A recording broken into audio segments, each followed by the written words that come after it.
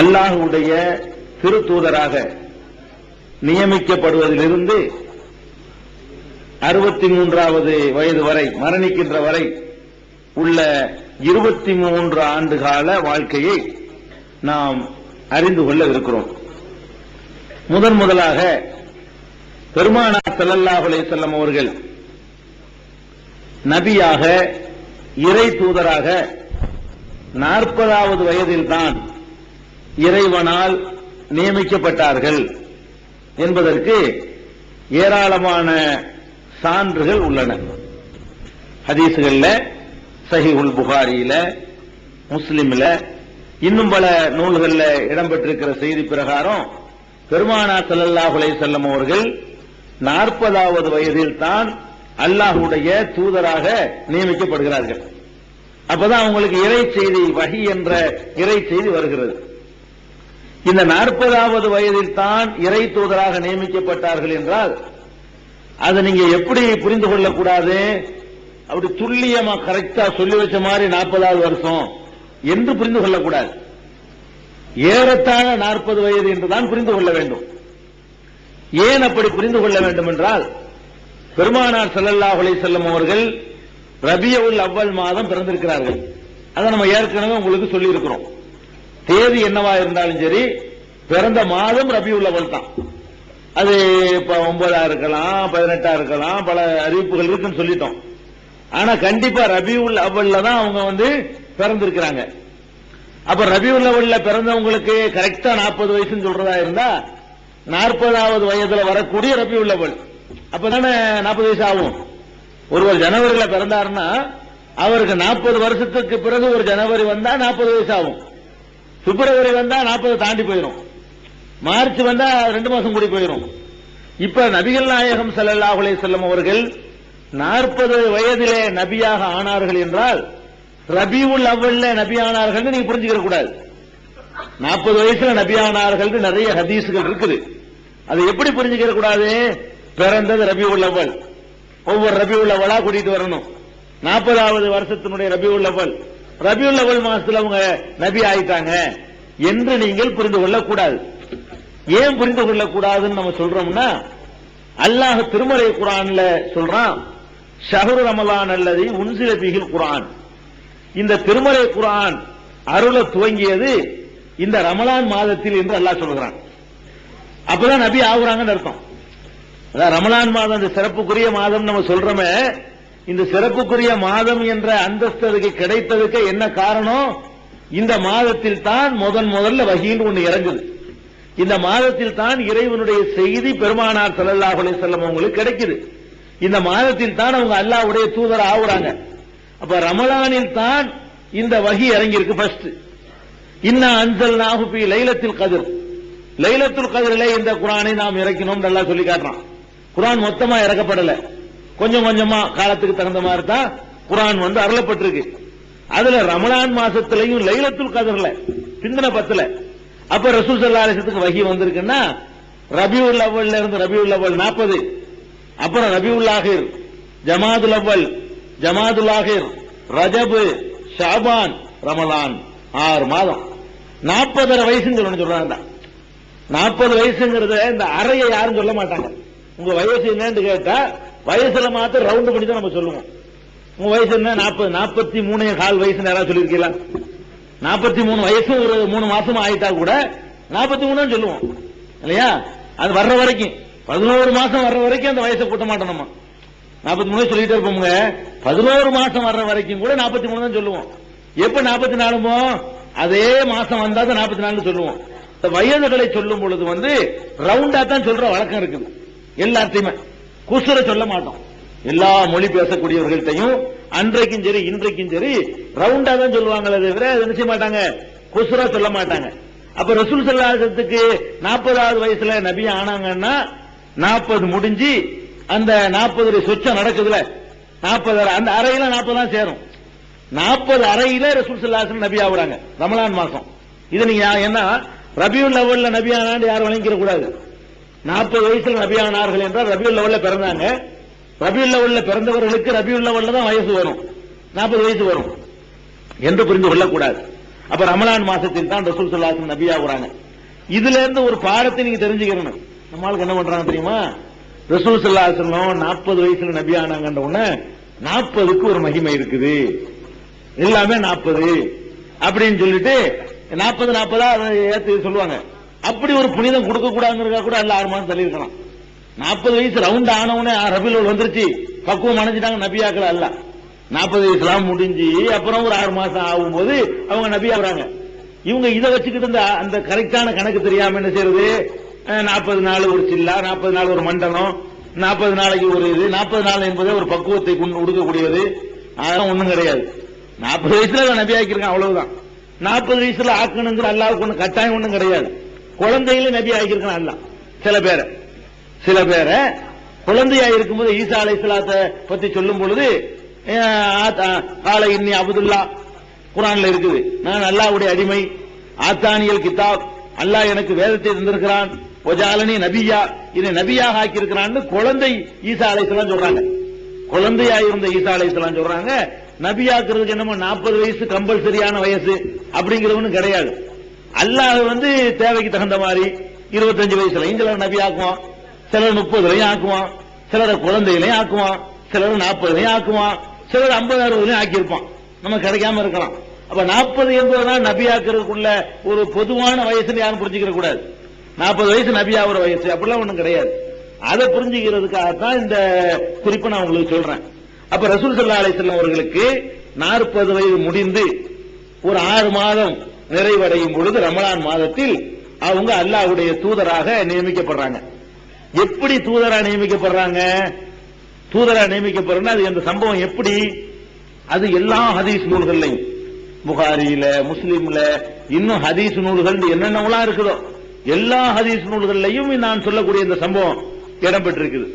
புகாரியை திறந்த உடனே எடுத்த எடுப்புலயே 2வது ஹதீஸா தான் வரும். எடுத்த எடுப்புலயே இந்த ஹதீஸ் நீங்க பார்த்திருப்பீங்க. நிய்யத்தை பற்றி சொல்லிவிட்டு அடுத்து வஹி எவ்வாறு துவங்கியது என்றுதான் முதல் பாடமே அதுல ஆரம்பமாகும். அப்ப எப்படி ரசூல் ஸல்லல்லாஹு அலைஹி வஸல்லத்துக்கு இறை தூதர் ஆகுறாங்கன்னா, அவங்களுக்கு இயற்கையிலேயே சமுதாயத்தை பார்த்து வெறுப்பு ஏற்படுது. சமுதாயத்தை பார்க்கறாங்க, கள்ள கடவுளுங்கிறான், மண்ணை பிடிச்ச கடவுளுங்கிறான், நிர்வாணமா வணக்கம் பண்றான், ஒரு கோமாளித்தனமான இதெல்லாம் பண்றான், இதையெல்லாம் வசந்தமா தாழ்ந்தவன் சொல்லி மனுஷன் வேறுபடுத்துறான். இந்த கல்யாணத்துல ஒரு ஒழுங்கு இல்ல, கருமாதியில ஒழுங்கு இல்ல, சுத்தம் இல்ல, இப்படி எல்லாத்தையும் பார்க்கறாங்க. இவங்களோட வாழவே முடியாது போல இருக்குது என்று அவர்களுக்கு இயற்கையாகவே வெறுப்பு ஏற்பட்டு தனிமை அவர்களுக்கு ரொம்ப விருப்பமானதாக ஆனது. சஹீஹுல் புகாரியில வரக்கூடிய அந்த ஹதீஸ்ல அப்படியே வருது. வஹி எவ்வாறு துவங்கியது அப்படிங்கிற பாடத்தில் வர்ற ஹதீஸ்ல ரசூல் ஸல்லல்லாஹு அலைஹி வஸல்லம் அவர்களுக்கு ஹுப்பிப இலைஹில் ஹலாவ், தனிமையாக இருப்பது அவர்களுக்கு விருப்பத்திற்குரிய ஒரு செயலாக இருந்தது.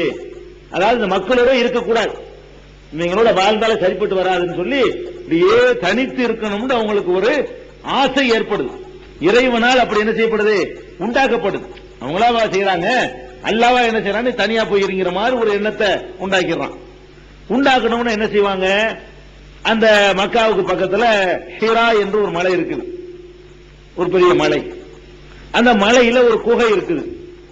இவங்க ரசூல் ஸல்லல்லாஹு அலைஹி வஸல்லம் என்ன செய்வாங்கன்னா, தனிமையா இருக்கிறதுனா, மக்கள் நடமாட்டம்லாம் இல்லாத இடத்துல போய் இருக்கிறதுனா அதான் ஒரு பொருத்தமான இடம் என்று நினைத்து வீட்டில இருந்து ஒரு சில நாட்களுக்கு தேவையானதை போயிட்டு வந்துடுறது இல்ல, சில நாட்கள் தான் ஹதீஸ்ல வருது. அது ஒரு தடவை 5 நாளா இருக்கலாம், ஒரு தடவை 10 நாளா இருக்கலாம். சில நாட்களுக்கு தேவையான உணவுகளை கட்டிக்கொண்டு அவங்க வாட்டு போயிடுவாங்க.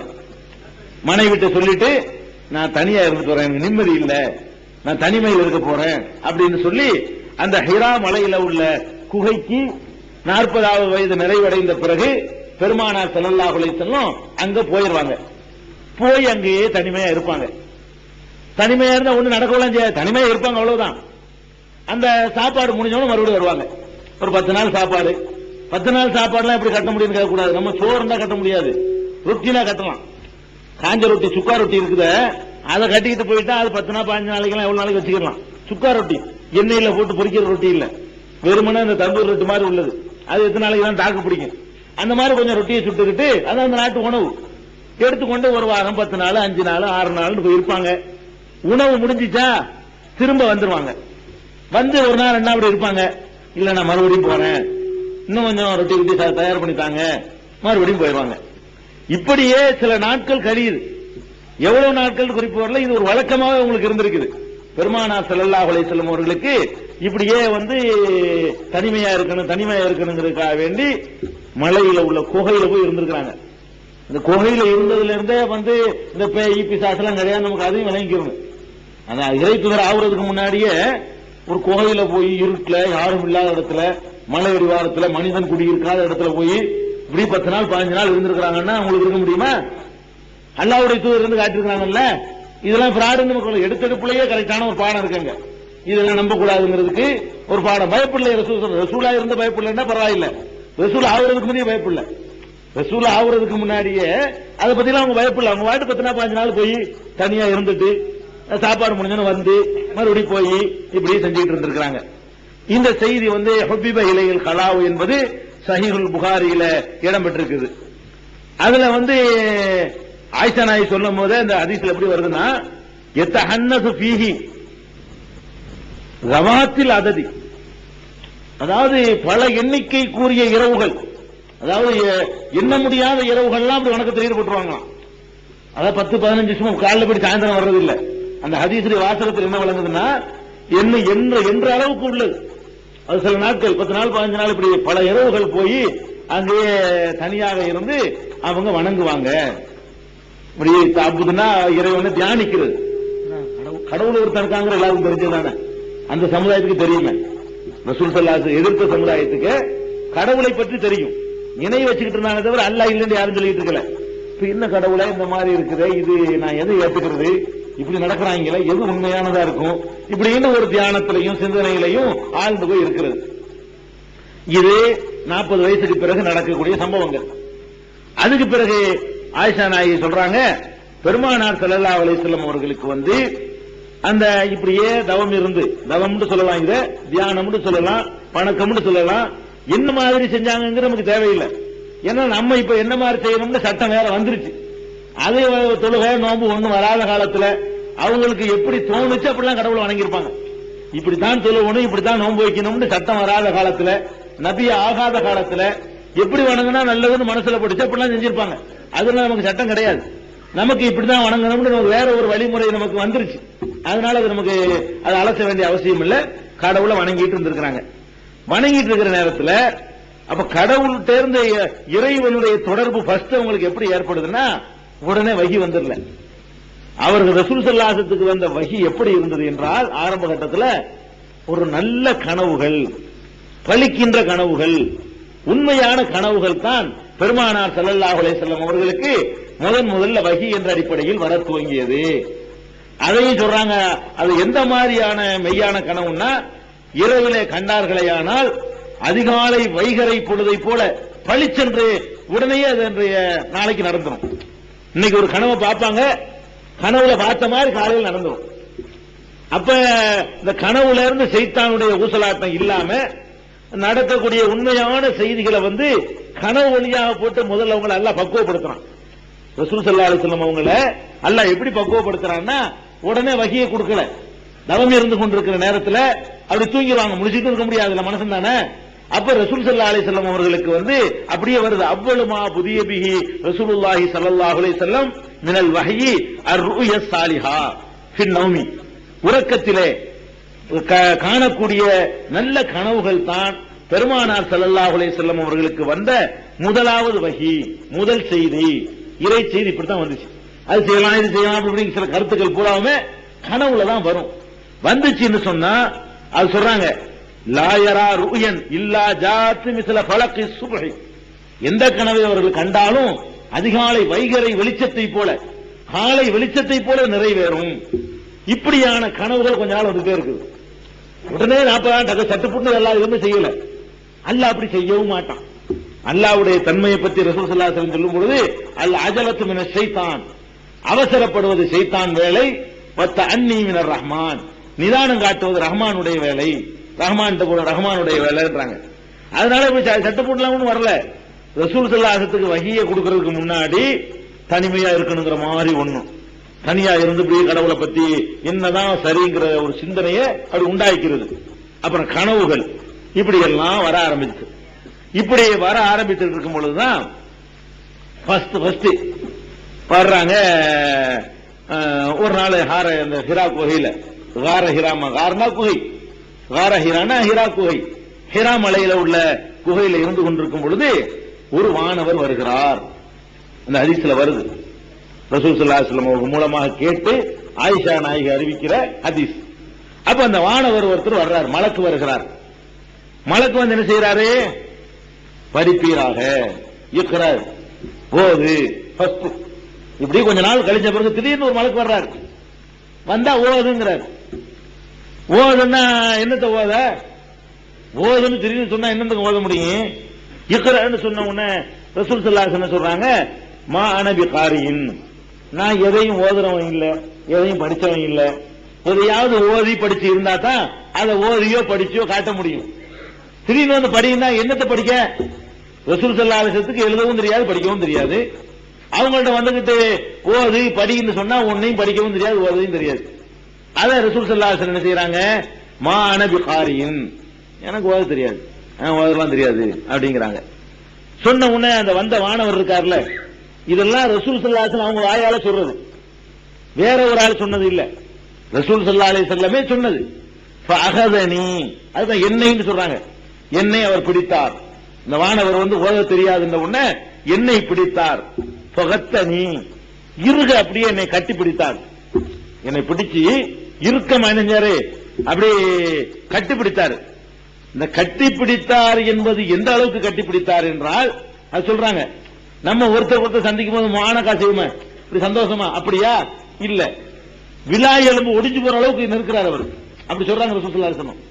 அவர் சொல்றாரு, ஹத்தா பலகமின்னில் ஜுஹுத், ரொம்ப பெரிய சிரமத்தை நான் உணரும் அளவுக்கு, பெரும் கஷ்டத்தை உணரும் அளவுக்கு என்னை இறுக்கமாக கட்டி பிடித்து விட்டு பிறகு விட்டு விட்டார். விட்டுட்டு ஓது இன்னும் மறுபடியும் சொல்றாரு.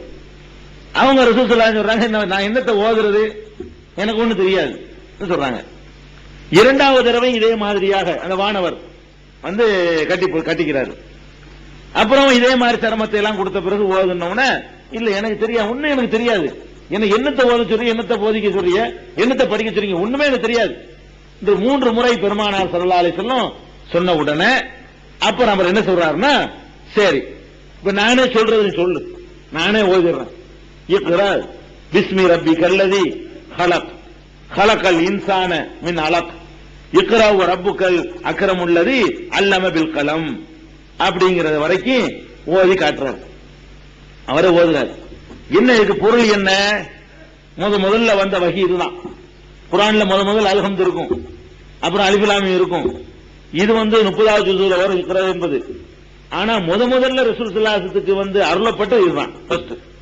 அது ஏன் அப்படி மாறுனுச்சுங்கிறது நம்ம வேற ஒரு தலைப்புல குர்ஆனுடைய விளக்குவர்களை சொல்லி இருக்கோம். வரலாறுல அது வேண்டியதில்லை, அது வேணா தனி கேசட் இருக்கு. ஏன் குர்ஆன் வந்து இப்படி இறங்கி இப்படி மாறுனுச்சுங்கிறது தனியா அதுக்கு கேட்டுக்கிறங்க. இப்ப இதுக்கு என்ன அர்த்தம்? இக்ரா படிப்பீராக, ஓதுவீராக, பிஸ்மி ரப்பிக்க, உமது இறைவன் பெயரால் படிப்பீராக, அல்லதி ஹலக், அவன் தான் படைத்தான். என்ன? ஹலக்கல் இன்சான மின் அலக், மனிதனை அலக்கு என்ற நிலையிலிருந்து அவன் படைத்திருக்கான். இக்ரா மேலும் படிப்பீராக, ரப்புக்கல் அக்ரம், உம்முடைய இறைவன் மகத்துவமிக்கவன். அக்ரம்னா ரொம்ப மரியாதைக்குரியவன், ரப்புக்கல் அக்ரம் அப்படின்னு சொல்லி அல்லாஹ்வை புகழ்ற மாதிரி உம்முடைய இறைவன் பெயரால் படிப்பீராக அப்படின்னு அவர் சொல்லிடுறாரு. தெரியாதுங்கிறீல, உம்முடைய இறைவனுடைய ரப்புடைய பெயரால் நீ படிப்பீராக அப்படின்னு சொல்லிட்டு அவர் முடிஞ்சு போச்சு வகி. இவ்வளவுதான். முதல் நாள் வந்தவர் இதை சொல்லிவிட்டு நினைச்சிட்டாரு, அவர் பாட்டு போயிட்டாரு. போன உடனே இது வந்து அந்த ஹதீஸ்ல வருது, எப்படி வருதுன்னா, இதயம் படபடக்க அவர் வந்துட்டு போன உடனே என்னமோ ஏற்படுது, படபடன்னு ஒரு துடிப்பு வருது, ஒரு நடுக்கம் வருது. இனிமே இங்க இருக்க முடியாது போல இருக்க, என்னத்தையோ கண்டு பயந்த மாதிரி. அது வரைக்கும் தைரியமா இருந்த ரசூல் ஸல்லல்லாஹு அலைஹி வஸல்லம் இவர் வந்தாரு, இறுக்கி கட்டி பிடிச்சாரு, ஓதுங்கிறாரு, தெரியாதுன்னு மரப்பிடிச்சு இருக்கிறாரு. அவங்க பயந்துகிட்டு எனக்கு ஒண்ணு தெரியாதுங்கிறாங்க. மறுபடியும் ஒரு இறுக்கி பிடிச்சு பயத்தை உண்டாக்கி படபடப்பெல்லாம் ஏற்படுத்தின உடனே என்ன செய்யறாங்க? ரசூல் ஸல்லல்லாஹு தாங்க முடியாம படபடப்போடு வீட்டுக்கு திரும்புகிறார்கள். வீட்டுக்கு திரும்பி என்ன சொல்றாங்கன்னு கேட்டா ஜமீலூனி அவங்க சொல்றாங்க, என்னைய போர்வை போட்டு போத்துங்க, என்னால தாங்க முடியல. ஜமீலூனி சம்முலிங்கிறாங்க. அப்ப நட்டுங்கி பயந்து குளிர் ஜுரம் வந்து என்னை போத்துங்கன்னு சொல்லி வீட்டுல சொல்றாங்க. ஃபர்ஸ்ட் இந்த சம்பவம் நடந்த பிறகு அதே மாதிரி ஹதிஜா நாயகி மனைவி போத்திடுறாங்க. போத்த உடனே அப்படியே பயம்லாம் தெளிஞ்சு தூக்கம் மயக்க மாதிரி வந்துரும்ல. அதுக்கு பிறகு சாதாரணமா முடிச்ச உடனே இந்த பயம் எல்லாம் தெளிஞ்ச உடனே ஹதிஜா நாயகிட்ட விவரம் சொல்றாங்க, என்ன நடந்துச்சுங்கிறது. வந்தவன சொல்லல, வந்தவன செய்தியை சொல்ல முடியாத அளவுக்கு பயந்து போயிருக்கிறாங்க. அதாவது நுழையும் போத உனக்கு செய்தி தெரியுமா இப்படின்னு சொல்லுவோம். எப்ப சொல்லுவோம்? நார்மலா இருந்தா சொல்லுவோம். நடந்தது எந்த அளவுக்கு பயத்தை உண்டாக்கி இருக்குன்னா, அந்த சம்பவத்தை கூட வீட்டில் சொல்ல முடியல அவங்களுக்கு. அவ்வளவுக்கு நட்டுங்கி இந்த சாவ போற நேரத்தில் ஒரு பயம் வருமே, அந்த மாதிரியான அளவுக்கு ஒரு பயம் இருந்தா தான் இதெல்லாம் மனைவிட்ட கூட சொல்லாம படுத்திருப்பாங்க. என்ன உள்ள நுழைகிறாங்க, என்னை போத்தி படுக்க வைங்க முதல்ல, அவ்வளவுதான் எனக்கு வேணும், போத்தி படுத்துறாங்க. அவ்வளவு பயங்கரமான ஒரு அனுபவத்தை அதுல அவங்க அடைஞ்சிருக்கிறாங்க. போத்தி வச்ச உடனே தெளிஞ்ச உடனே விளக்குறாங்க. இந்த மாதிரி சம்பவம் அவருக்கு வந்தாரு, வந்துகிட்டு இருக்கிறது தெரியாது, மரபடி இருக்கிறது, இந்த சம்பவத்தை எல்லாம் விளக்கி அவங்க சொல்றாங்க ரசூல் ஸல்லல்லாஹு அலைஹி வஸல்லம். அதனால அவங்க சொல்லிட்டு சொல்றாங்க, லக்கத் ஹஸீதலா நஃப்ஸி, நான் செத்துட்டேன்னு நினைச்சிட்டேன். ஹஸீதலா நஃப்ஸி, என்னுடைய உயிரை பற்றியே நான் அச்சம் கொண்டு விட்டேன். அவ்வளவு ஒரு கெட்ட அனுபவம், அது அவ்வளவு பயங்கரமான ஒரு அனுபவம். அவர் புட்டிச்சது இருக்குல, நம்ம கதை முடிஞ்சிருச்சு, ஏதோ ஒரு சைத்தான் ஏதோ ஒரு கோளாறு நமக்கு ஏற்பட்டு போச்சு அப்படிங்கிற மாதிரி பயந்து போயிட்டேன். என் உயிரை பற்றியே நான் அச்சம் கொண்டேங்கிறாங்க மனைவிட்ட அப்ப எவ்வளவு பெரிய ஒரு பாதிப்பு உங்களுக்கு ஏற்பட்டிருக்குன்னு விளங்கிக்கணும். இந்த வஹீயுடைய துவக்கத்துல அரண்டு போய் பயந்து போய் என்னமோ நடக்காத ஒண்ணு நடந்துருச்சு அப்படி போயிடுறாங்க. அப்ப ஹதிஜா நாயகி என்ன சொல்றாங்க, இல்ல உங்களை அல்லாஹ் உங்களை ஒரு காலத்திலையும் இழிவுபடுத்தவே மாட்டான். ஏன் இழிவுபடுத்த மாட்டான்றதுக்கு ஹதிஜா நாயகி ரசூலுல்லாஹ் பத்தி சொல்றாங்க. அப்ப நபியாவுறதுக்கு முன்னாடியே பெருமானார் ஸல்லல்லாஹு அலைஹி வஸல்லம் இந்த பண்புகள் எப்படி இருந்துச்சுங்கிறத அதுல நம்ம தெரிஞ்சுக்கிறோம். இப்பதானே நபி ஆயிருக்கிறாங்க ஃபர்ஸ்ட். அப்ப அதுக்கு முந்தைய ஹதிஜா நாயகி சொல்றாங்க, இன்னக்கல தஸிலுர் ரஹ்ம, நீங்க சொந்தக்காரங்களை எல்லாம் அப்படி அழகா அரவணைச்சுக்கிட்டு வாழ்றீங்க. ஓ தஹ்மிலுல் கல்ல, பிறருடைய சுமைகளை நீங்கள் சுமந்து கொள்கிறீர்கள், அடுத்தவங்களுடைய சுமைய. தக்ஸிபுல் மஅதூம, இல்லாதவர்களுக்கு நீங்கள் உழைக்கிறீர்கள். ஓ துக்குரில் லைஃப, விருந்தினர்களை அழகாக உபசரிக்கிறீர்கள்.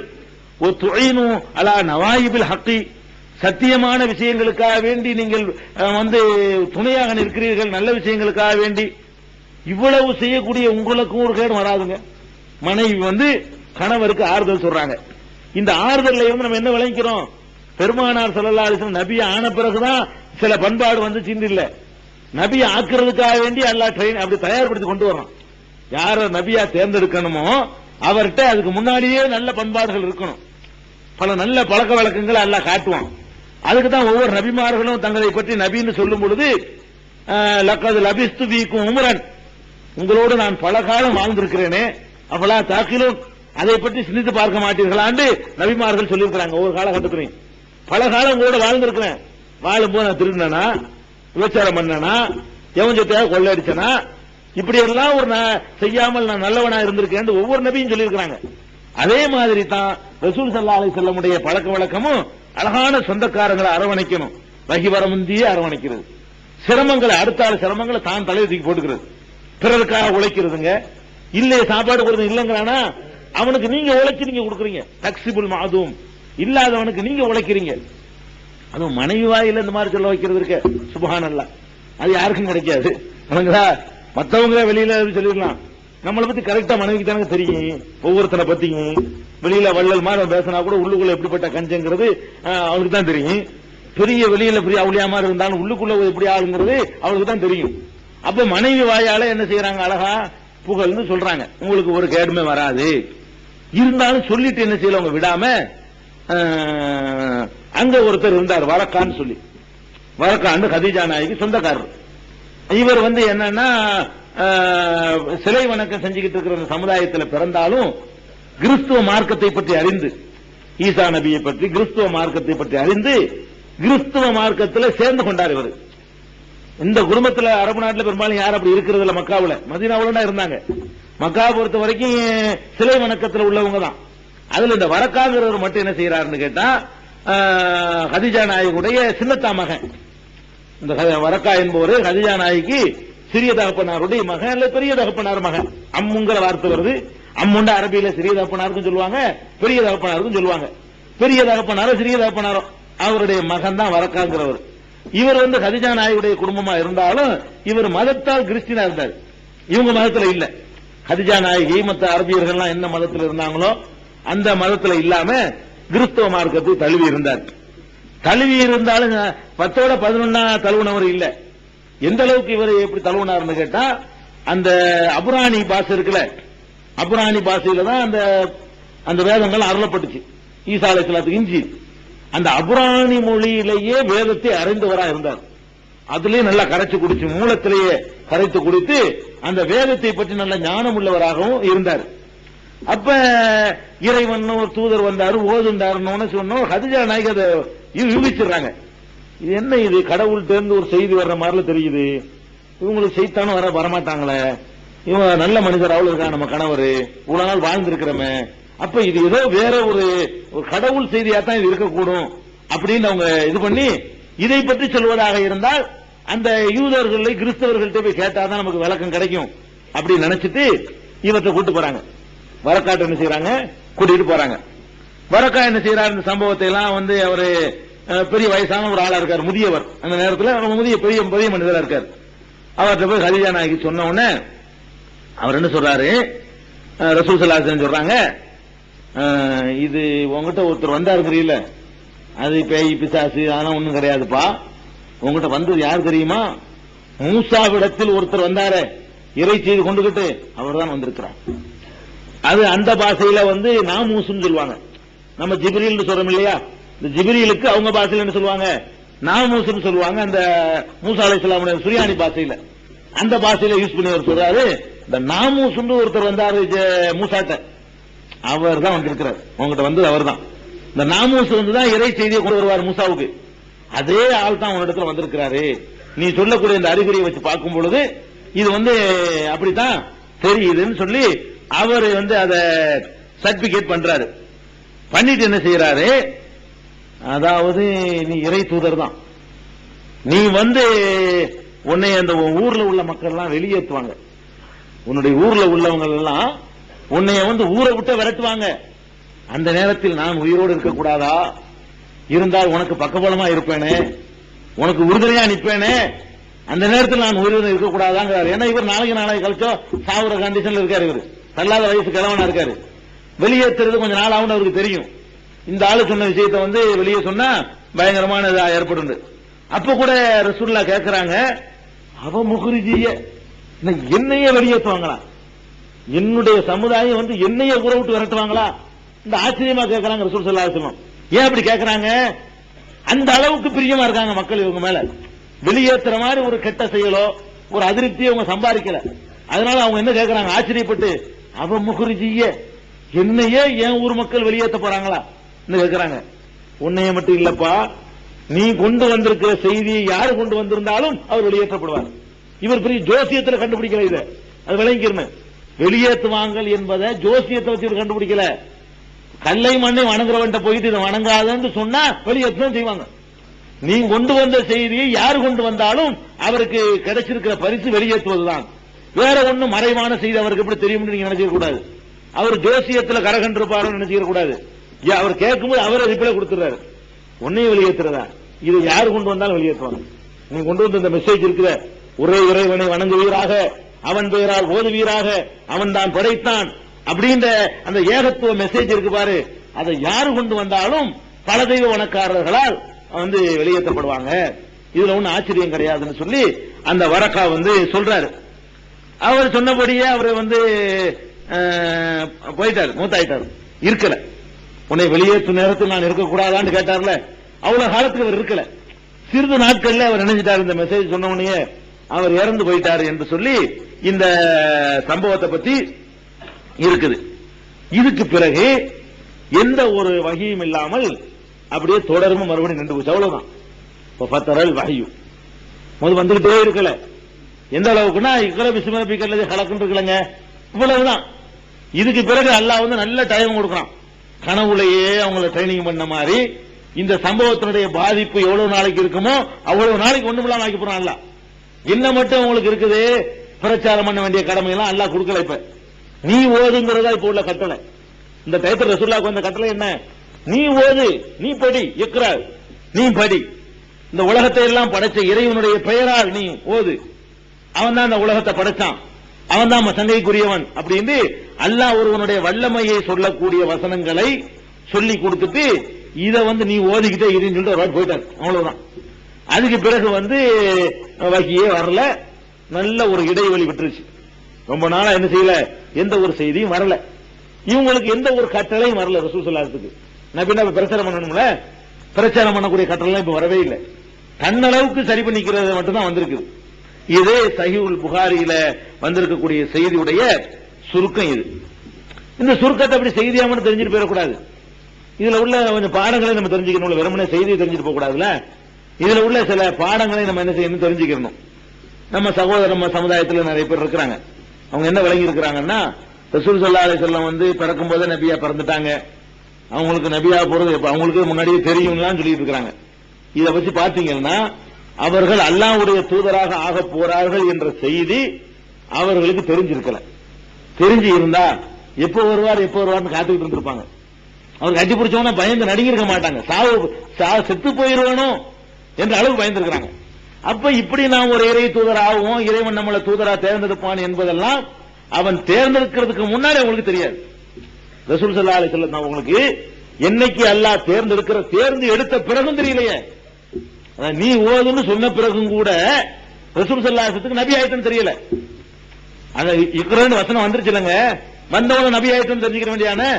இது வந்த பிறகும் கூட எனக்கு என்னமோ ஏற்பட்டுச்சு, நான் பயந்துட்டேன், நான் சாவ பார்த்துட்டேன், என்னை போத்துங்க, எனக்கு என்னமோ நடந்து போச்சு. மற்றவங்க தான் ஆறுதல் சொல்றாங்க. மனைவியுடைய சின்னத்தா மகனும் பெரியத்தா மகனும் அவங்க தான் ஆறுதல். அப்படிலாம் நீங்க நடக்கிற மாதிரி இல்ல, நல்ல அறிகுறி தான். இவர்கள் உறுதிப்படுத்தின பிறகுதான் நமக்கு கடவுள்கிட்ட இருந்து தான் ஏதோ ஒரு மெசேஜ் வருது, இறைவன் தான் மெசேஜ் வருது என்பதை அப்பதான் உறுதிப்படுத்துறாங்க. அப்ப இதுல நம்ம என்ன விளங்கிறோன்னு, பெருமானார் ஸல்லல்லாஹு அலைஹி வஸல்லம் வந்து ஆதியிலேயே நபியா இருந்தாங்க. ஆதி நபி எல்லாம் பாட்டுலாம் படிப்பான். ஆதியிலே நபியா இருந்தாங்க. ஆதியில இருக்கு நபி, நபினாலே சமுதாயத்துக்கு செய்தி சொல்றதுக்கு தானே நபி. ஆதியில யாருக்கு நபியா இருந்தாங்க? இந்த 40 வயசு வரைக்கும் கூட அவங்க நபியா இல்ல. 40வது வயசுல, அது 40 தாண்டின பிறகு 6 மாசத்துக்கு பிறகு அல்லாஹ்ட்ட ஒரு செய்தி வருது, நீ ஓதுண்டு. இவ்வளவுதான் அதுல உள்ள விஷயம். அதனால என்ன நீங்க விளங்கிட கூடாது, ரசூலுல்லாஹ்வுக்கு எல்லாமே தெரியும் முன்னாடியே அப்படிங்கிறது அவங்களுக்கு தெரியாது. இது சொன்ன பிறகும் தெரியாது. அதனால அல்லாஹ் சொல்லி காட்டுறான், மா குன்த தத்ரி மல் கிதாபு வல் ஈமான். உன்னைய வந்து இந்த நபி ஆக்குறதுக்கு முன்னாடி மா குன்த தத்ரி முகமதே நீர் அறிந்திருக்கவில்லை. குர்ஆன்ல அல்லாஹ் சொல்றான், என்னத்தை அறிஞ்சிருக்கவில்லையா? மல் கிதாப், வேதம் என்றால் என்னவென்று உமக்கு தெரியாது. வல் ஈமான், ஈமான் என்றால் என்னவென்று உமக்கு தெரியாது. இந்த உன்னை தூதர் ஆக்குறனே அதுக்கு முன்னாடி நிமிஷம் வரைக்கும் உமக்கு வேதம் என்றால் என்னவென்று தெரியாது, ஈமான் என்றால் என்னவென்று தெரியாது, ஒன்னும் தெரியாமல் இருந்தீர்கள் அல்லாஹ் சொல்றான். மா குந்த தத்ரி மல் கிதாபு வல் ஈமான், ஈமான் என்றால் என்ன உனக்கு தெரியாது, வேதம் என்ன அதுவும் தெரியாது. இன்னொரு இடத்துல இப்படியே அல்லாஹ் சொல்றான், வவஜதக லால்லன், நீ வழி தவறியவராக இருக்கவில்லையா, ஃபஹதா, அவன் நேர்வழி காட்டவில்லையான்னு கேட்கிறான். அலம் எஜிதுக யத்தீமன், உன்னை அனாதையாக அவன் கண்டு அவன் அரவணைத்துக் கொள்ளவில்லையா, வவஜதக லால்லன், உன்னை வழி தவறியவராக கண்டு ஃபஹதா, நேர்வழி காட்டவில்லையா. தவறான வழியில் இந்த ஏகத்துவம் இல்லாட்டி தவறான வழி தானே, எல்லாம் நான் தான் உனக்கு தந்திருக்கிறேன், அதுக்கு முந்தி நீ வந்து சரியான வழியில் இருக்கல, நான் வந்துதான் உனக்கு தெரிஞ்சிருக்கிறேன், நேர் வழியை காட்டியிருக்கிறேன், நான் இறை தூதரா தேர்ந்தெடுத்து அப்படின்னு சொல்லி இந்த வசனத்தில் சொல்வதில் இருந்தும் இந்த ஹதீஸ்ல இருந்தும் நம்ம என்ன வழங்குறோம், பெருமானார் ஸல்லல்லாஹு அலைஹி வஸல்லம் அவர்கள் இறை தூதராக ஆனார்களே, அப்படி ஆனதை வந்து முன்கூட்டி அவர்கள் எதிர்பார்க்கவில்லை. நம்ம இறை தூதரா தான் பிறந்திருக்கிறோம் உங்களுக்கு தெரியாது, நம்மளை அல்லாஹ் தூதரா தேர்ந்தெடுப்பான்னு அவங்களுக்கு தெரியாது.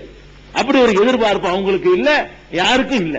இந்த அறிகுறியை வச்சு ஏற்கனவே உள்ள வேதங்களை கற்றுக்கொண்டவர் வந்து இப்படி சொல்றாரு. இந்த வசனம் வந்துருச்சு. இந்த வசனம் வந்தவன ரசூல் ஸல்லல்லாஹு அலைஹி வஸல்லம் ஒண்ணுமே பண்ணல, யார்கிட்டையும் போய் பேசல, யார்கிட்டையும் போய் பிரச்சாரம் பண்ணல. ஏன்னா பிரச்சாரம் பண்றபடி கட்டளைகள் இருந்துச்சா?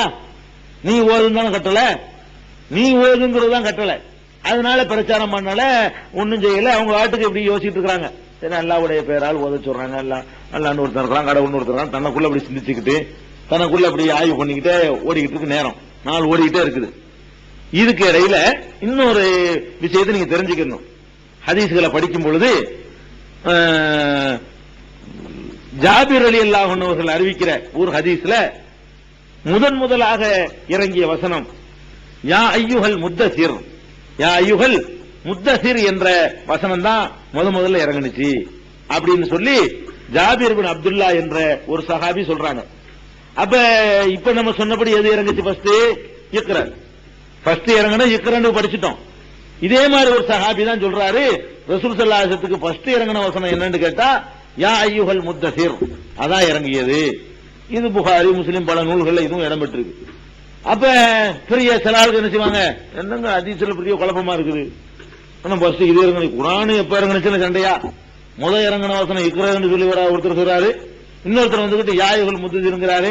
இப்படின்னு ஓட்டு பெரிய அது ஒண்ணுமே நம்பகம் இல்ல, அதனால இது அதிசயம் எடுத்துக்க கூடாதுன்னு சொல்லி சில பேர் என்ன செய்யும், ஆய்வு இல்லாதவங்க, ஆய்வு செய்ய தெரியாதவங்க, விருப்பம் இல்லாதவங்க, அதற்கான வாய்ப்பு இல்லாதவங்க, அப்படிப்பட்டவர்களுக்கு இப்படி எல்லாம் தோன்றும். ஆனா அந்த அதிசயத்தை இன்னும் கொஞ்சம் தேடிட்டு வந்தீங்கன்னா அதுல ரொம்ப தெளிவாக இணைஞ்சிரும், விளங்கிரும். இவரும் பொய் சொல்லல, அவரும் பொய் சொல்லல. அதாவது இக்ரா தான் ஃபர்ஸ்ட் இறங்குனுச்சுன்னு சொன்னாங்களே, அவங்களும் பொய் ஒண்ணும் சொல்லல. யா அய்யுஹல் முத்தசிர் தான் ஃபர்ஸ்ட் இறங்குனுச்சுன்னு சொன்னாங்கல்ல, அவங்களும் பொய் சொல்லல. அவங்க என்ன சொல்றாங்க, நம்ம புரிஞ்சுக்கிறதுல தான் சில தவறு பண்ணிடுறோம். என்ன நடப்பு என்ன? இன்னொரு ஹதீஸ்ல அதுக்கு விளக்கம் வருது. ரசூல் ஸல்லல்லாஹு அலைஹி வஸல்லம் சொல்றாங்க, நான் இது மாதிரி ஹிராவுல அதே குகையில மறுபடி இருந்து கொண்டிருக்கும் பொழுது நான் ஏற்கனவே பார்த்தனே, அந்த வானவர் மறுபடி வந்தார், வந்து யா அய்யுஹல் முத்தசிர் என்ற அந்த வசனத்தை சொன்னார்னு சொல்லி ரசூல் ஸல்லல்லாஹு அலைஹி வஸல்லம் சொன்னதாக இன்னொரு அறிவிப்புல இருக்குது. அப்ப ஒரு இடைவெளி விட்டுருச்சு பாருங்க. இக்ரா ஓதின பிறகு ஒரு நீண்ட இடைவெளி 3 வருஷம் என்றெல்லாம் சில அறிவிப்புகள் இருக்குது. நல்ல ஒரு இடைவெளி கொடுத்த பிறகு, இடைவெளிக்கு பிறகு ஃபர்ஸ்ட் இறங்குனது யா அய்யுஹல் முத்தசிர். அதாவது இக்ரான்னு சொல்லி இறங்கி அது நின்றுச்சு. அதோட அதுக்கப்புறம் பல மாதங்கள் அல்லது சில வருடங்கள் 2-3 அறிவிப்பு, அந்த எந்த தொடர்பும் இல்ல. தொடர்பு இல்லாம போன பிறகு திடீர்னு ஃபர்ஸ்ட்ல இரண்டாவது வந்தது எது? இந்த யா அய்யுஹல் முத்தசிர். இந்த தொடர்பு அருந்த பிறகு ஃபர்ஸ்ட்ல வந்துச்சுல, அதைத்தான் அவர் ஃபர்ஸ்ட்ங்கிறாரு. தொடர்புல அருந்த பிறகு நின்றுச்சின்னு சொன்ன பிறகு மறுபடி ஃபர்ஸ்ட்ல வருமே என்ன செய்யும்? ஃபர்ஸ்ட் அப்படிதான் முடிவு பண்ணணும். ஃபர்ஸ்ட்ங்கிறது இருக்குது, ஒவ்வொரு இடைவெளி விட்டுட்டோம்னா அடுத்து எது வருது அதான் ஃபர்ஸ்ட்னு சொல்லுவோம். அப்படித்தானே சொல்லுவோம். இப்போ ஓட்டப்பந்தயம் ஒண்ணு வைக்கிறோம், போன வருஷம் ஓட்டப்பந்தயம் ஃபர்ஸ்ட் தான் வந்திருப்பான், இப்ப ஒரு ஓட்டப்பந்தயம் வைப்போம், யார் ஃபர்ஸ்ட் அதை சொல்ல மாட்டோம் நம்ம. இப்ப நேத்துல பந்தயத்துல யார் ஃபர்ஸ்டா வந்தார் அதான் சொல்லுவோம். ஒரு 6 மாசத்துக்கு முந்தைய நடந்ததுல யார் ஃபர்ஸ்டா வந்தார் அதான் சொல்லுவோம். போன வருஷம் ஒருத்தர் ஃபர்ஸ்டா வந்தா சொல்ல மாட்டோம். அதே மாதிரி இவர் ஃபர்ஸ்ட் எது சொல்றாரு? இப்ப விடுபட்ட பிறகு இப்ப லேட்டஸ்டா இறங்குனதுல இதான் ஃபர்ஸ்ட்ங்கிறாரு. அந்த வஹியுடைய ஃபத்ரத்துல் வஹி அருளப்படாமல் இடைவெளி விடப்பட்டுல பிரேக், அந்த பிரேக்குக்கு பிறகு வந்த ஃபர்ஸ்ட் வசனம் எது? யா அய்யுஹல் முத்தசிர். அதனால எல்லாரும் யோகித்து எந்த கருத்து வேறுபாடு இல்லாமல் எல்லா அறிஞர்களும், எல்லா ஹதீஸ்களை வல்லுநர்களும், எல்லா இமாம்களும் சேர்ந்து சொல்லக்கூடியது என்னன்னா, ஃபர்ஸ்ட்ல அருளப்பட்டது இக்ரா பிஸ்மி ரப்பிக்கல் லதீ ஹலக் என்று துவங்கக்கூடிய அலக் என்ற பெயரால் குறிப்பிடப்படக்கூடிய அத்தியாயம். இதுதான் வஹியுடைய துவக்கம். இதுல இது கண்டினியூவா வேற என்னென்னலாம் வந்துச்சுன்னு தெரியறதுக்கு முன்னாடி வஹிங்கிறது நம்ம முதல்ல விளங்கிக்கணும். வஹி வந்துச்சுன்னா எப்படி அது வஹி வந்துச்சு அது விளங்கணுமா இல்லையா? வஹின்னா எப்படி? இப்ப நான் பேசுறேன், உங்களுக்கு எல்லாம் விளங்குது. நான் பேசுறேன்ல, எல்லாத்துக்கும் விளங்குதுல. நான் பேசுறது ஒரே ஒரு ஆளுக்கு மட்டும் விளங்குதா? எல்லாருக்கும் விளங்குது இல்ல? எல்லாருக்கும் விளங்குது. அப்ப ஜிப்ரீல் அலைஹிஸ்ஸலாம் வஹி கொண்டு வர்றாங்க இல்லையா?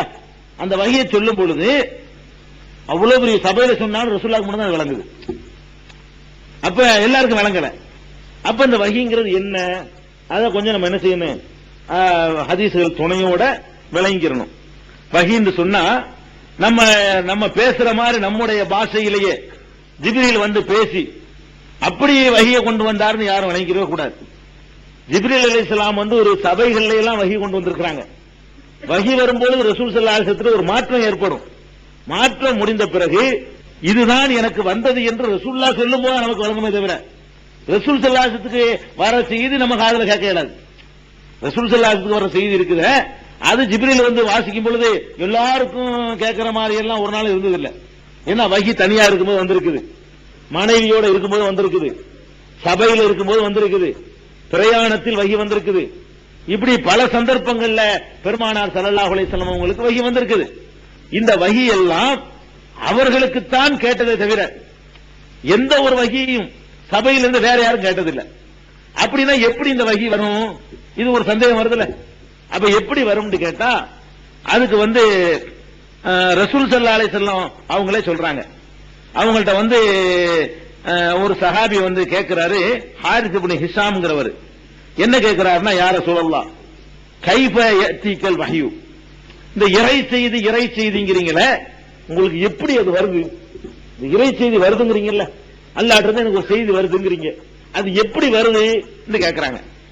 கேட்ட உடனே அதுக்கு ரசூல் ஸல்லல்லாஹு அலைஹி வஸல்லம் பதில் சொல்றாங்க, அஹ்யானன் யஅதீனி மிஸ்ல சல்சலத்தில் ஜரசி, சில நேரங்களில் எனக்கு எப்படி அந்த வஹி வரும் என்றால் மணி ஓசையை போல வரும். ரசூல் ஸல்லல்லாஹு அலைஹி சொல்றாங்க, அதாவது மணி அடிக்கிற ஓசை தான். மணி அடிக்கிற ஓசையில தான் உங்களுக்கு விளங்குமா? மணி ஓசையை தான் உங்களுக்கு விளங்கும், ஒண்ணுமே விளங்காது. மணி ஓசையை போன்று எனக்கு சில நேரங்களில வஹி வரும் அப்படிங்கிறாங்க. அப்ப மணி ஓசையை போல வரும்னா அதுக்கு என்ன அர்த்தம் அப்படின்னா, இங்கதான் நீங்க விளங்கிக்கணும். இறைவன் ஒருவரை தூதராக தேர்வு செய்யறான்னு சொன்னா அந்த தூதர் அந்த செய்தியை வந்து ரிசீவ் பண்ணணும்ல, அந்த ரிசீவ் பண்ணக்கூடிய ஒரு தன்மையை அவருக்குள் அல்லாஹ் ஏற்படுத்துகிறான். அந்த செய்தியை வாங்கக்கூடிய ரிசீவர் இருக்குல்லங்க, இப்ப நமக்கு தெரிஞ்ச ஒரு பாஷையில உங்களுக்கு புரிகிறதா இருந்தா, இப்ப இலங்கை வானொலியில இருந்து ஒரு நியூஸ் வந்து ஒளிபரப்புறான். அந்த நியூஸ் ஒரு பாட்டை என்னமோ ஒளிபரப்புறான். அந்த பாட்டு இங்கெல்லாம் நிக்குதா இல்லையா? இங்கெல்லாம் இருக்குது. அந்த பாட்டு வந்து இந்த காற்றாலையில் இங்கெல்லாம் நிக்குது. ஆனா உங்க காதுக்கு விளங்க மாட்டேங்குது. எப்ப விளங்கு? அதை கிரகிக்கிற ரேடியோவுக்கு நான் வச்சு, அதுக்கு ஒரு ரேடியோவை வச்சு அந்த ஸ்டேஷனை கரெக்டா திருவணும்னு அதுக்கு புரிகிற பாஷையில அது வருது. அதை வாங்கிக்கிட்டு உங்களுக்கு விளங்குற மாதிரி மாத்தி தருது. அதை இந்த ரிசீவர் இருக்கு, அந்த ரேடியோவில் உள்ள ரிசீவர் என்ன பண்ணுதுன்னா காற்று அலைகள்ல வந்துகிட்டு தான் இருக்குது. சில ஆகாசவாணி வருது, சிலோன் ரேடியோவில் உள்ளது வருது, உலகத்தில் ஒரு பிபிசி வரைக்கும் இந்த இடத்துல நிக்குது. இந்த இடத்துல எல்லாமே நிக்குதுங்க. இந்த இடத்துல உலகத்தில் ஒளிபரப்புற அவ்வளவு ஆடியோவும் அவ்வளவு சத்தமும் இந்த இடத்துல நிக்குது. அந்த சத்தம் நின்றாலும் யாருடைய காதுக்கு வழங்க மாட்டேங்குது. இப்ப அது விளங்குது. அது வேற ஒரு கோடு வார்த்தையில மாத்தி அனுப்புறாங்க. வேற ஒரு அமைப்புல என்ன செய்யணும், அந்த சவுண்ட மாத்தி அனுப்புறான். அதை என்ன செய்யும்னா இது இந்த ரேடியோவுக்கு மட்டும் அது வழங்கும். ரேடியோ வச்சிருந்தா அது அப்படியே வாங்கி என்ன செய்யும், அது வந்து ஆகாசவாணி செய்திகள் வாசிப்பதுன்னு சொல்லும். அப்பதான் நமக்கு விளங்கும். அதுக்குள்ள நுழைஞ்சு வந்தா தான் நமக்கு விளங்கும். இதுல வந்து மனுஷன் இப்படி செய்யும் போது படைச்ச ரப்புல் ஆலமீனுக்கு ஒரு ஆளுக்கும் தெரியாம அதை கொண்டு போய் கொடுக்க முடியாதா? மனுஷன் தானே இதை கண்டுபிடிச்சிருக்கிறான். மனுஷன் ஒரு செய்தியை அனுப்புறான். அந்த செய்தியை வந்து வாங்குறதுக்கு ரிசீவரையும் கண்டுபிடிக்கிறான். அந்த ரிசீவருக்குள்ள நுழைஞ்சா தான் செய்யும் அந்த செய்தி நமக்கு விளங்குற மாதிரி வரும். அந்த ரிசீவர்ல நுழையலன்னா செய்தி நிற்கும். செய்தி இல்லைன்னு சொல்லல, அதுக்காக வேண்டி என் காதுல விளங்கலைய விளங்கல, அதுக்கு என்ன செய்ய, வாங்கக்கூடிய ரிசீவர் ஒன்று இல்ல. இறை தூதர்னா ரிசீவர் உள்ளவர், அவ்வளவுதான். இறை தூதருக்கு என்ன பண்ணிட்டான்ல, அந்த ரிசீவர் வச்சிருக்கிறான், அவ்வளவுதான். ரிசீவர்னா ஒரு புரிஞ்சுக்கிறதுக்கு உதாரணம். அதுக்காக ரிசீவர் ஒண்ணு வச்சா நீங்க விளங்கிட கூடாது. அது உதாரணம் இருக்குன்னு கேட்டா புரிந்து கொள்வதற்கு. இது ஒரு ஆச்சரியப்படக்கூடாது. எப்படி ரசூலுல்லாஹ் மட்டும் வழங்கும். அதே மாதிரி நீங்க என்ன பண்றீங்கன்னா இப்ப வந்து அந்த முறை மாறிக்கிட்டு வருது. பழைய காலத்துல எல்லாம் என்ன செய்வாங்க, தந்தி அடிப்பாங்க. போஸ்ட் ஆபீஸ்ல ஏதாவது வாசகத்தை எழுதி கொடுத்தீங்கன்னா அந்த வாசகத்தை அடிக்க மாட்டான். டக்கு டக்கு டக்கு டக்கு டக்கு டக்கு டக்கு டக்குன்னு அடிப்பான். இந்த டக்கு டக்குங்கிறது உங்களுக்கு விளங்கு. டக்குண்டா என்ன அர்த்தம், டக்கு டக்குண்டா என்ன அர்த்தம் அவனுக்கு தெரியும். இவன் அடிக்கிற டக்குக்கு ஒரு அர்த்தம், கடக்குக்கு ஒரு அர்த்தம், விளங்குதா இல்லையா? இவன் தந்தில அடிக்கிறானுங்க, உங்களுக்கு என்னமா விளங்குதா? அதுக்கு ஒரு பாசம் இருக்குது. இவன் இப்படி இப்படி பொறுப்பு அடிப்பான். என்னடா நம்ம தெரியாம என்ன செய்வோம், நம்ம ஒண்ணு எழுதி கொடுக்கணும், இப்படி விளையாண்டுட்டு இருக்கானே, விளையாண்டுட்டு இருக்கல. நீங்க கொடுத்த செய்தியை தான் அனுப்புறான். நீங்க கொடுத்த செய்தியைத்தான் அவன் என்ன செய்யறான், அதுல அனுப்புறான். இதே மாதிரி அங்க உட்கார்ந்து என்ன செய்யும், எந்த ஊரை கூப்பிடுறானோ எல்லா இடத்துலயும் அடிக்கும். எந்த ஊரை கூப்பிடுறானோ அந்த ஊருக்காரன் கரெக்டா சுதாரிச்சு என்ன செய்வான், நமக்கு மெசேஜ் வந்திருக்குன்னு அந்த டக்கு அதெல்லாம் உட்கார்ந்து எழுத ஆரம்பிப்பான். அப்படிதான் பழைய காலத்துல வந்து இப்பவே வந்து கம்ப்யூட்டர் யுகமா போச்சு. இன்னமும் இந்த முறை இன்னும் இருக்கு சில ஊர்கள்ல. கம்ப்யூட்டர் யுகம் நுழையாத ஊர்கள் இன்னும் இருக்குது. நாங்க சின்ன பிள்ளையா இருக்கும்போது இந்த மாதிரி தந்தி கொடுக்கறத நாங்க பார்த்திருக்கிறோம். மணி யோசை தான் வருது. மணி யோசைக்கு வார்த்தை இருக்குல்ல, டக்கு டக்குக்கு அர்த்தம் இருக்குதுல. அப்ப மணியோசையை போல வந்தா எப்படி வழங்குன்னு கேட்கக்கூடாது. அது மணியோசை மாதிரி வரும். அந்த மணியோசை இந்த ரிசீவருக்குள்ள நுழைஞ்சிருச்சுன்னா ரிசீவர்ல இருந்து வெளியே வரும்போது நமக்கு என்ன செய்யும்? இக்ரா பிஸ்மி ரப்பிக்கன்னு வரும். ரசூல் ஸல்லல்லாஹு அலைஹி வஸல்லம் வந்து கேட்கறது மணியோசை மாதிரி வரும். உள்ள நுழைஞ்சு அதை மாத்தி என்ன செய்யும்? இக்ரா பிஸ்மி ரப்பிக்கல்லதி ஹலகன்னு சொல்லணும். அதனால இந்த மணியோசை மாதிரி வருங்கிறாங்க. அது எப்படி மணியோசை மாதிரி வரும்னு கேட்கக்கூடாது. வரும். அதுல ஒண்ணும் ஆச்சரியப்படுறதுக்கு ஒண்ணும் கிடையாது. அது வகி வர்ற முறை. இது ஒரு முறை. அதுல சொல்றாங்க ரசூல் ஸல்லல்லாஹு அலைஹி வஸல்லம் இந்த மணியோசை மாதிரி வருதுல வஹுவ அஷத்துஹு அலைய, இந்த வரக்கூடிய வகியிலேயே ரொம்ப எனக்கு கஷ்டமா உள்ளது அதுதான்ங்கறாங்க. இந்த வகியிலேயே பல விதமா வகி வரும். அதுல எனக்கு ரொம்ப கிரகிக்கிறதுக்கு ரொம்ப கஷ்டமா இருக்கிறது என்னன்னு அப்ப கிரகித்தலங்க வருது பாருங்க. அதான் எனக்கு கஷ்டமா இருக்குங்கிறாங்க. மணியோசை மாதிரி வந்தா என்ன கஷ்டம்? ஒரு கட்டி பிடிச்சி அணைக்கிறதுல கஷ்டம்னாலும் ஒத்துக்கலாம். அது கஷ்டம் இல்லைங்கிறாங்க. இக்கிறவன் பிடிச்சி நிறுத்தினார அது கஷ்டம் இல்லையா? இந்த வர்ற வகையில எனக்கு ரொம்ப கஷ்டமானது என்ன என்று சொன்னால் இந்த மணியோசை மாதிரி வரும்ல வகி, அதுதான் அஷத்துஹு அலைய, உள்ள வகையிலே எனக்கு ரொம்ப சிரமமானதாக கஷ்டமானதாக இருக்கும். அதாவது அவர் அந்த அது விலகின பிறகு அந்த வகி வந்து முடிஞ்ச பிறகுதான் அந்த கஷ்டம் எனக்கு தீருங்கிறாங்க. மணியோசை மாதிரி வர்றது இந்த மணிக்கு ஒரு அடிக்கு என்ன 2 அடிக்கு என்னங்கிறது கிரகிக்கக்கூடிய ஒரு ரிசீவர் எல்லாம் அங்க வச்சிருக்கிறான். அந்த கிரகிச்சு கரெக்டா சொல்வதற்கு சிரமம் எடுக்க வேண்டியிருக்கு. வேர்த்து விறுவிறுத்து போயிருமா இந்த மணியோசை போல வரும் பொழுது வேர்த்து விறுவிறுத்து போயிரும் என்று சொல்லி ரசூல் ஸல்லல்லாஹு அலைஹி வஸல்லம் சொல்றாங்க. அதுக்கப்புறம் இது ஒரு வகை. வஹயானன் யதமஸலியல் மலக்கு, சில நேரங்களில் வானவர் இருக்கார்ல மலக்கு, அவர் வந்து ஒரு மனித வடிவத்தில் என் முன்னாடி தோற்றமளிப்பார். சில நேரத்தில் இப்படி சத்தமா வரும். சில நேரத்தில் மனித வடிவத்தில் வந்து அவர் தோற்றமளித்து போய் கல்லிமுனி, அவர் என்னோடு பேசுவார். அவர் கூறுவதை நான் வந்து கிரகித்துக் கொள்வேன். கிரகிக்கிறாங்க, கிரகிச்சு நம்ம சொல்றாங்க. அப்ப மலக்கு வடிவத்தில் வந்து சில இது என்ன செய்யும் வந்து அது மாதிரி சொல்லப்படும். இப்படி 2 விதமாக எனக்கு வகி வரும் என்று சொல்லி ரசூல் ஸல்லல்லாஹு அலைஹி வஸல்லம் சொல்றாங்க. ஒண்ணு மலக்கு வந்துருவாரு இக்குற மாதிரி, இன்னொன்னு என்ன திடீர்னு ரசூல் ஸல்லல்லாஹு அலைஹி வஸல்லம் இருப்பாங்க. அந்த கடுமையான குளிர் இன்னைக்கு உட்கார்ந்துருக்காம இது மாதிரியான குளிர் நாட்கள்ல அப்படியே மூச்சு அடைகிற மாதிரி ரசூலுல்லாஹ் உட்கார்ந்துருப்பாங்க. நெத்தில வேர்வை கொட்டுன்னு கொட்டுமா, அந்த வேர்வையில் அப்படி குளிச்சிருவாங்களாம். அப்படி குளிச்சு கொஞ்ச நேரம் நினைச்சுவாங்களாம் எனக்கு இப்படி ஒரு வகி வந்துச்சுன்னு அறிவிப்பாங்களாம். அது என்ன மலக்கு வரல, அது மணியோசையை போல வந்திருக்குது. அந்த வகையை கிரகிக்கிற நேரத்தில் அப்படியே வேர்வை நரம்பெல்லாம் புடைச்சு போய் வேர்வை கொட்டுன்னு கொட்டி குளித்த மாதிரி ஆகிவிடுவார்கள் குளிர்காலத்தில். அப்படி எல்லாம் அவர்களுடைய வகையை பற்றி புகாரியில முஸ்லிம்ல எல்லாம் ஹதீசுகள் வந்து நம்ம பார்க்கிறோம். இப்படி ரசூல் ஸல்லல்லாஹு அலைஹி வஸல்லம் வகை 2 விதமா வருது. ஒன்னு ஜிப்ரீல் வருவார், இன்னொன்னு இப்படி இந்த மாதிரி மணியோசை மாதிரி ஒரு சவுண்ட் மட்டும் வரும். இந்த சவுண்ட் என்னதான் கிரகிச்சு அவங்க ரசூல் ஸல்லல்லாஹு அலைஹி வஸல்லம் சொல்லுவாங்க. இது மாதிரி உள்ளதுல வைக்கிற என்பது வானவரை வந்து என்ன செய்யறாரு, மலக்கே வந்து இந்த வகையை அறிவிக்கிறாரு. அறிவிச்சவன ரசூல் ஸல்லல்லாஹு அலைஹி வஸல்லம் அந்த இடைப்பட்ட அடுத்த வகை வர்ற வரைக்கும் தன் அளவுக்குள்ளேயே அப்படியே கிரகிச்சுக்கிட்டு என்னடா என் தெரியலையே அப்படின்னு சொல்லி ஒரு சிந்தனையிலேயே காலத்தை ஓட்டிட்டு இருக்கிறாங்க. எந்த ஒரு பிரச்சாரம் பண்ணல. அதுக்கப்புறம் இந்த இதெல்லாம் விலகின பிறகு 2வது வந்ததுதான் யா அய்யுஹல் முத்தஸிர், போர்வை போர்த்தி கொண்டிருப்பவரே. போர்த்தி கொண்டு முத்தஸிர்னா போர்வை போர்த்துவர், போர்வை போர்த்தி கொண்டு இந்த 2வது வகை ஃபர்ஸ்ட் வகைன்னு ஒருத்தர் சொன்னார்ல ஜாபிர், அது போர்வை போர்த்தி கொண்டு இருக்கும் பொழுது ரசூல் ஸல்லல்லாஹு அலைஹி சொல்றாங்க இந்த முதல்ல வந்தார ஒருத்தர் அவரை தான் நான் மீண்டும் பார்த்தேன். அது எப்படி பார்த்தேங்கிறாங்க, அதாவது வானத்தைக்கும் பூமிக்கும் அடைத்துக் கொண்ட கோலத்தில் அவரை தான் பார்க்கணும். தூரத்தில் முதத்தர வரும்போது இப்படி கட்டி பிடிக்கிற அளவுக்கு கிட்ட வந்தாரு, சின்ன ஆளா அவங்கள மாதிரி ஒரு மனிதர் மாதிரி. 2வது நான் பார்க்கிறேன் ஆகாயத்தையும் பூமியையும் தொட்டுக்கிட்டு இருக்கிற அளவுக்கு பிரம்மாண்டமான ஒரு விஸ்வரூபமாங்கல்ல, அந்த மாதிரியான ஒரு ரூபத்தில் அதே மாதிரி அவரை நான் பார்க்கிறேன். பார்த்த உடனே அவர் தான் சொல்றாரு யா அய்யுஹல் முத்தஸிர், போர்வை போர்த்தி கொண்டிருப்பவரே, கும் எழுவீராக, ஃபஅன்ஸிர் எச்சரிக்கை செய்வீராக. இப்பதான் எச்சரிக்கை செய்யற ஆர்டர் வருது. அது வரைக்கும் அடுத்த ஆளுக்கு எச்சரிக்கை செய்யற உத்தரவு வரல. உன் அளவுக்கு ஓதிக்கிட்டு உன் அளவுக்கு சிந்திச்சுக்கிட்டு அவ்வளவுதான் கட்டளை. எப்ப வருது 2வது வகையில தான் அடுத்த ஆளுக்கு சொல்லு என்ற உத்தரவு வருது. கும் எழு, ஃபஅன்ஸிர் எச்சரிக்கை செய், ஒ ரப்பக ஃபகப்பிர் உமது இறைவனை பெருமைப்படுத்து, ஒ சியாபக ஃபதஹிர் உமது ஆடைகளை தூய்மையாக வைத்துக் கொள், ஒரு ருஜுஸ ஃபஹஜுர், அசுத்தங்களை தவிர்த்துக்கொள் அப்படின்னு சொல்லி இறை தூதருக்கு சில அவர் கடைபிடிக்க வேண்டிய கட்டளைகள், அடுத்தவருக்கு சொல்ல வேண்டிய கட்டளைகள் என்று சொல்லி சூரத்துல் முத்தஸிர் என்று சொல்லப்படக்கூடிய அந்த இரண்டாவது அந்த தடவையாக இந்த சூரா இறங்குது.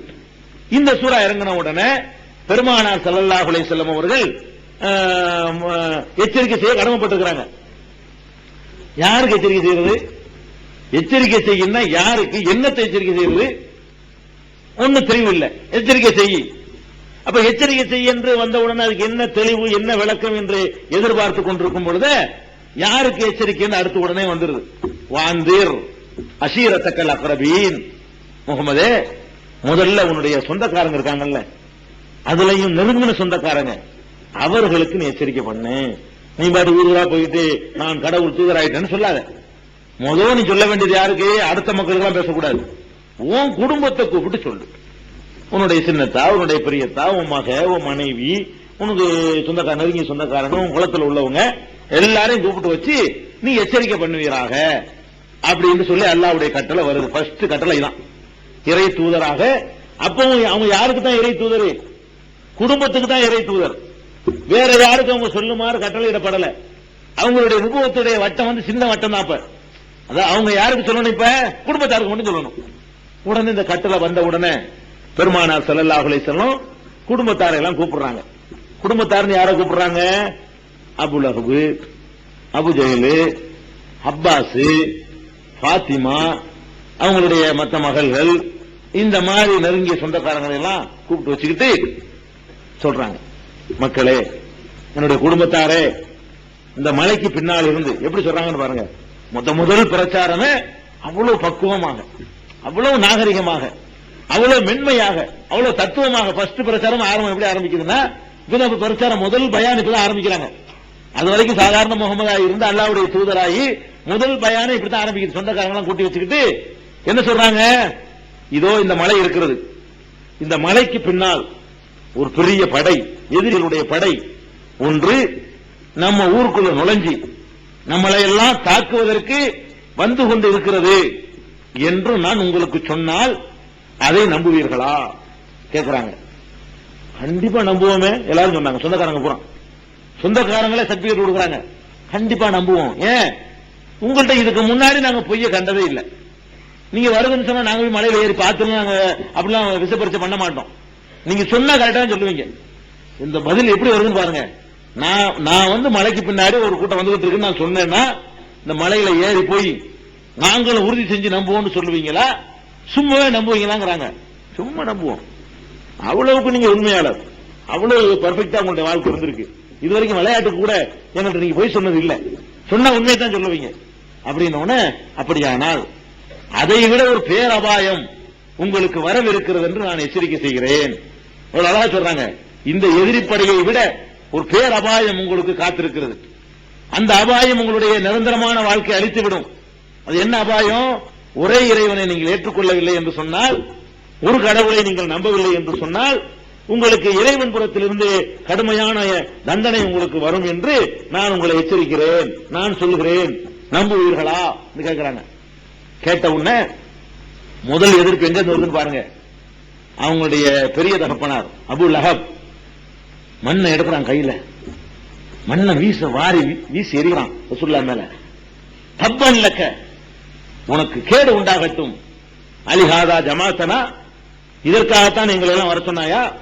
கொஞ்ச நேரத்துக்கு முன்னாடி என்ன சொன்னாலும் நம்புவோம்னா, கொஞ்ச நேரத்துக்கு முன்னாடி நீங்க என்ன சொன்னாலும் நம்புவோம்னு சொன்னா, இந்த அல்லாஹ் ஒருத்தங்கிற கொள்கையை சொன்னா மாத்திரம் அது அதெல்லாம் கரெக்டா வந்துடும், எதிர்ப்பு கிளீனா வந்துடும், சொந்த பந்தம் எல்லாமே போயிருங்க. இந்த ஏகத்துவத்தை சொன்னா மாத்திரம் அதுக்கு வந்து அவ்வளவு பெரிய ரிசல்ட், ரியாக்ஷன் அப்படித்தான் வரும். கொஞ்ச நேரத்துக்கு முந்தி வரைக்கும் அவ்வளவு மரியாதை வச்சிருந்தவங்க, அல்லாஹ் ஒருத்தரை மட்டும் வணங்குங்கப்பா, உங்களுடைய பெற்றோர்கள் முன்னோர்கள் சொன்னதை ஒருத்தருக்கு நீங்கள் விட்டுவிடுங்கள், மா அபத ஆபாவுக்கு உங்கள் முன்னோர்கள் வணங்கியதெல்லாம் விட்டுவிடுங்கள், அல்லாஹ் மட்டும் வணங்குங்கள் சொன்ன உடனேயே என்ன வருது? மன்னவாறு வீசுனா, அலிஹாதா ஜமாத்தனா, இதுக்குதான் எங்களை கூப்பிட்டியா? அல்லாஹ்வுக்கு பொறுக்கல, அவனை கண்டிச்சு அதுக்கான தப்பத்தியதா அபீலஹபின், அபூலஹபுடைய கை நாசமாகட்டும் ஒரு சூரா அவனுக்காக இறங்குச்சு. தப்பத்தியதா அபீலஹப் இருக்குத, அபூலஹபுடைய கைகள் நாசமாகட்டும் எதுக்காக வேண்டியதா சூரா இறங்குச்சு? இதுக்குதான் முதல்ல பிரச்சாரத்தை ஆரம்பிக்கிறாங்க. ஆரம்பிச்ச உடனே மண்ணள்ளி வீசப்படுது குடும்பத்தாரிடம் இருந்துதான்